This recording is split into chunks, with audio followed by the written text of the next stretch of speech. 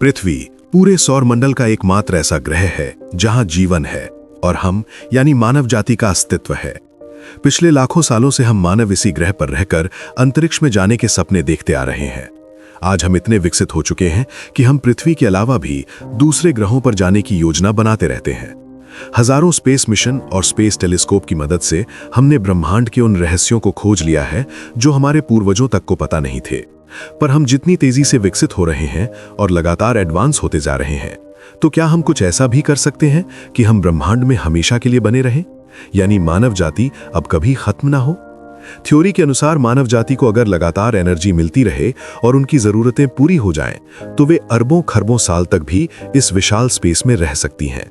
पर यह जितना आसान दिखाई देता है उतना है नहीं, क्योंकि भले ही मानव जाति अरबों खरबों साल का सपना देखे, पर हमारा ब्रह्मांड इतने सालों तक टिकेगा इसका हमें खुद अंदाजा नहीं है। क्या मानव जाति आज से 1 अरब साल बाद या फिर 10 या 100 अरब साल बाद भी इस यूनिवर्स में रह सकेगी, या फिर ये यूनिवर्स ही उसका साथ छोड़ देगा? ऐसी कौन सी टेक्नोलॉजीज मानव सभ्यता डेवलप करेगी जिससे वो 100 अरब सालों तक भी इस ब्रह्मांड में रह पाए? तो दोस्तों, इन्हीं सभी बातों को जानने के लिए तैयार हो जाएं मेरे साथ एक ऐसी यात्रा पर जहां मैं आपको ले चलूंगा आज से 100 अरब साल बाद के ब्रह्मांड की ओर। इस ब्रह्मांड में क्या बचेगा और क्या बनेगा, और साथ में क्या मानव सभ्यता यहां तब भी होगी, और अगर होगी तो वो कितनी एडवांस होगी? क्या पूरी गैलेक्सी यूनिवर्स पर उसका राज होगा, या फिर हमारा भविष्य हमें कहीं और लेकर के जाएगा? तो दोस्तों, जल्दी से सीट बेल्ट पहन लीजिए और चलिए मेरे साथ इस अनोखी यात्रा पर। इस समय ब्रह्मांड की उम्र करीब 14 अरब साल है और हमारा सौर मंडल करीब 4 अरब 63 करोड़ साल पुराना है। सूर्य की उम्र 4 अरब 60 करोड़ साल है और पृथ्वी की 4 अरब 50 करोड़ साल। इन सब के बीच अगर हम मानव जाति को देखें तो वे इस पृथ्वी पर पिछले 60 लाख सालों से हैं। देखा जाए तो ये हमारे सूर्य की उम्र के सामने 1 सेकंड के भी बराबर नहीं है। ब्रह्मांड में हमारा अस्तित्व अभी शुरू ही हुआ है और ब्रह्मांड के 14 अरब साल बीत भी गए हैं। खैर, इस समय ये स्टेलिफेरस एरा में है, यानी आज से 100 अरब सालों तक इसका यही युग बीतेगा, जहां इसमें नए तारे बनेंगे और साथ में खत्म भी होंगे। ये तारों का युग होगा और ब्रह्मांड में आपको सबसे ज्यादा तारे इसी एरा में दिखाई देंगे। हालांकि धीरे धीरे ये तारे भी खत्म होंगे और फिर 100 अरब सालों के अंत में केवल white dwarf, red dwarf, neutron star और ब्लैक होल्स ही बचेंगे और हमारा ये पूरा मानव जाति का सफर इसी एज में पूरा होगा। तो सबसे पहले हम चलते हैं अपने सूर्य की ओर। पिछले 4 अरब 60 करोड़ सालों से चमक रहा हमारा सूर्य अपनी लगभग आधी जिंदगी पूरी कर चुका है।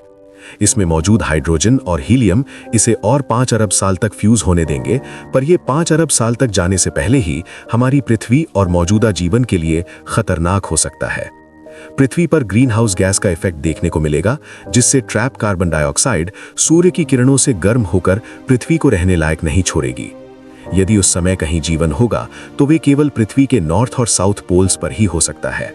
खैर, फिर धीरे धीरे हमारा हैबिटेबल जोन भी 2 अरब साल बाद और आगे शिफ्ट होकर मंगल के पास पहुंच जाएगा और पृथ्वी पूरी तरह रहने लायक नहीं रहेगी।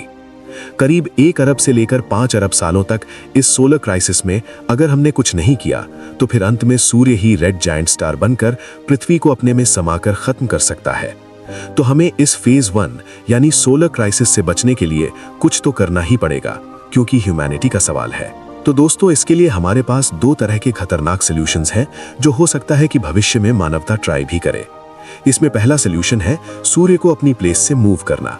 क्योंकि सूर्य के साथ दूसरे ग्रह भी ग्रेविटेशनली बाउंड हैं, तो वो भी इसके साथ मूव होंगे और पृथ्वी पर कुछ भी अलग महसूस नहीं होगा।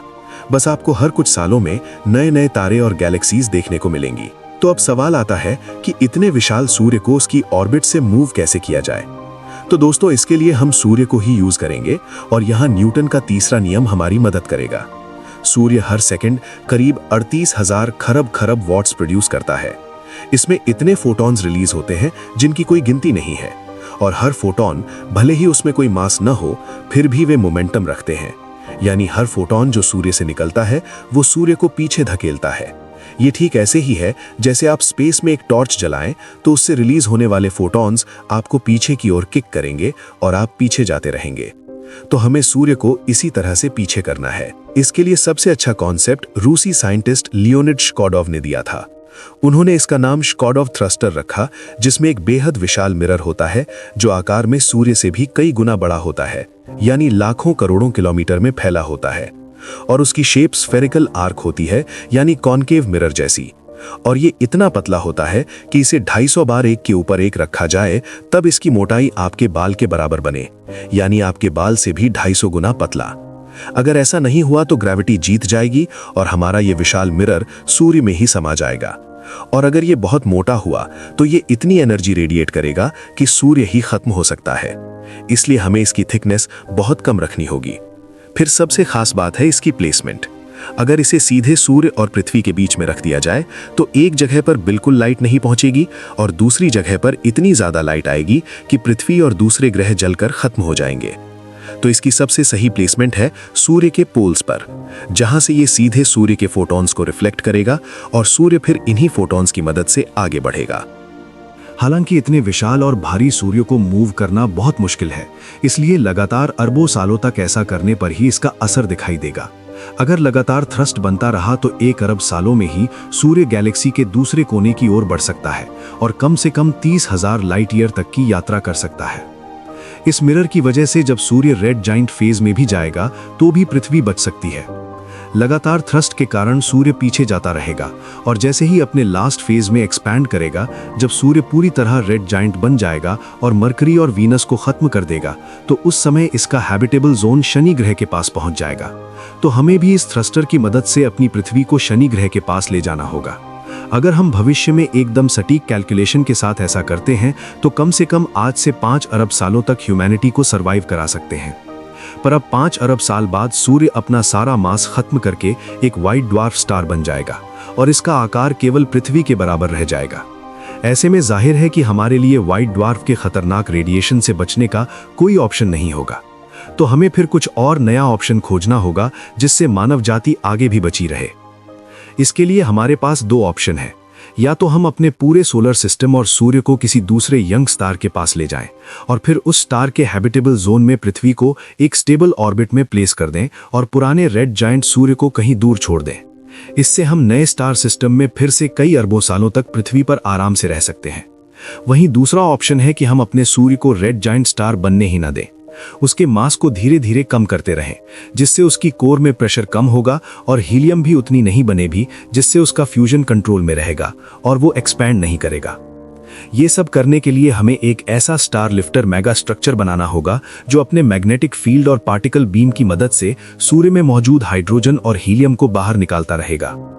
इसका सबसे अच्छा उदाहरण है कैप्लिन थ्रस्टर, जो सूर्य के मास को थ्रस्ट की तरह यूज करके हमारे सोलर सिस्टम को आगे बढ़ाता रहेगा और साथ में उसके मास को स्पेस में रिलीज करता रहेगा, जिससे सूर्य कभी रेड जायंट फेज में नहीं जाएगा। धीरे धीरे जब सूर्य का लगभग 30% मास खत्म हो जाएगा तो वो रेड ड्वार्फ स्टार में बदल जाएगा और रेड ड्वार्फ स्टार प्रैक्टिकली 10,000 अरब सालों तक मानव सभ्यता को एनर्जी और हीट दे सकता है। देखा जाए तो मानव सभ्यता सूर्य को रेड ड्वार्फ स्टार बनाकर अरबों खरबों सालों तक रह सकती है। पर यह जितना आसान दिखाई देता है उतना ही मुश्किल है। पर जैसे जैसे हमारी एनर्जी की डिमांड बढ़ेगी तो सूर्य जैसे तारे भी हमें कम लगने लगेंगे।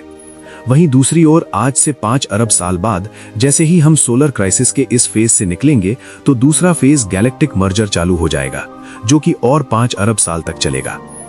आज से 4 अरब साल बाद मिल्की वे और एंड्रोमेडा की जबरदस्त टक्कर होगी और फिर गैलेक्सीज के मर्ज होने का खतरनाक खेल शुरू हो जाएगा।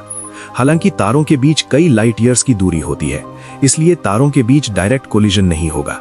लेकिन जब एंड्रोमेडा के 10 खरब तारे हमारे आसपास होंगे तो सुपरनोवा धमाकों की एक ऐसी वेव शुरू हो सकती है जो रेडिएशन से सब कुछ खत्म कर दे।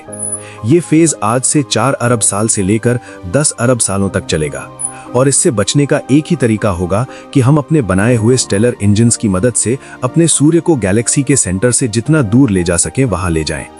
अगर हम मिल्की वे और एंड्रोमेडा के कोलिजन के वक्त अपने सूर्य को गैलेक्सी के भारी हिस्सों में ले जाएंगे तो इससे खतरनाक गामा रेडिएशन और सुपरनोवा तथा ब्लैक होल मर्जर से बच सकते हैं और इस तरह इस फेज में भी मानव सभ्यता इस ब्रह्मांड में स्टेबिलिटी के साथ रह सकती है। टाइप 2 जैसी सभ्यता जो सूर्य के बराबर एनर्जी हर सेकंड यूज करती है, वही इतने विशाल मेगा स्ट्रक्चर को बना सकती है। उसका अपने सूर्य की एनर्जी पर 100% कंट्रोल होगा सूर्य जितनी एनर्जी 1 सेकंड में रिलीज करेगा, उतनी एनर्जी ये सभ्यता 1 सेकंड में अपने काम के लिए यूज कर सकती है।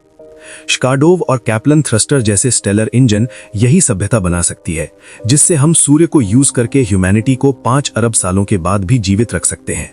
पर यह स्टेबिलिटी भी ज्यादा दिन नहीं रहेगी। इसके बाद ब्रह्मांड का तीसरा फेज शुरू होगा। इस फेज में मानव सभ्यता अगर टाइप 3 सभ्यता नहीं बनी तो वे सिर्फ अपने सूर्य तक ही सीमित रह जाएगी। पर धीरे धीरे सूर्य भी खत्म होगा और फिर हम अपनी एनर्जी की डिमांड को पूरा करने के लिए कई तारों की एनर्जी यूज करेंगे। पर जिन तारों की एनर्जी हम यूज नहीं कर पाएंगे वे इस फेज की शुरुआत में ही खत्म हो जाएंगे। अब ब्रह्मांड में कोई भी सूर्य जैसा तारा नहीं बचेगा, केवल रेड ड्वार्फ स्टार और व्हाइट ड्वार्फ ही होंगे, जिससे हमारी एनर्जी की डिमांड पूरी नहीं होगी। वहीं दूसरी ओर यूनिवर्स के एक्सपेंशन के कारण गैलेक्सीज एक दूसरे से बहुत दूर होती जाएंगी। एक समय ऐसा आएगा जब हमारी गैलेक्सी से दूसरी गैलेक्सी दिखाई तक नहीं देगी। ऐसे में बढ़ती एनर्जी डिमांड को पूरा करने के लिए हमें मानव सभ्यता की कॉन्शियसनेस को डिजिटल रूप में अपलोड करना होगा। इसके लिए हम मैट्रियोश का ब्रेन का कॉन्सेप्ट यूज कर सकते हैं, जहां किसी स्टार पर डायसन स्फीयर जैसा मेगा स्ट्रक्चर होगा और इसी स्फीयर में अरबों खरबों कंप्यूटर्स होंगे जो स्टार की एनर्जी से चलेंगे। ऐसे में एक छोटा सा रेड ड्वार्फ स्टार भी अरबों खरबों लोगों की कॉन्शियसनेस को जीवित रख सकता है। हम लोग अरबों सालों तक इस तरह जी पाएंगे। हालांकि इसकी लिमिटेशन ये होगी कि हम अपनी फिजिकल बॉडी से दूर होंगे और केवल मशीन के जरिए ही यूनिवर्स को देख पाएंगे। पर इसका भी एक सोल्यूशन है जो मानव सभ्यता को बिना अपनी फिजिकल बॉडी खोए हुए जीवित रख सकता है। इसके लिए एक बेहद विशाल मेगा स्ट्रक्चर बनाना होगा जो आकार में डायसन स्फीयर से भी हजारों गुना बड़ा हो और साथ में ये एक सुपर मैसिव ब्लैक होल के पास हो, जिससे उसकी एनर्जी से लगातार अरबों खरबों लोगों को एनर्जी मिलती रहे। मैं बात कर रहा हूं बिर्च प्लैनेट की, जिसे फिजिसिस्ट पॉल बिर्च ने प्रपोज किया था। ये प्लैनेट थ्योरी के अनुसार मैक्सिमम साइज का होगा, यानी हम करंट फिजिक्स के अनुसार इससे बड़ा प्लैनेट नहीं बना सकते।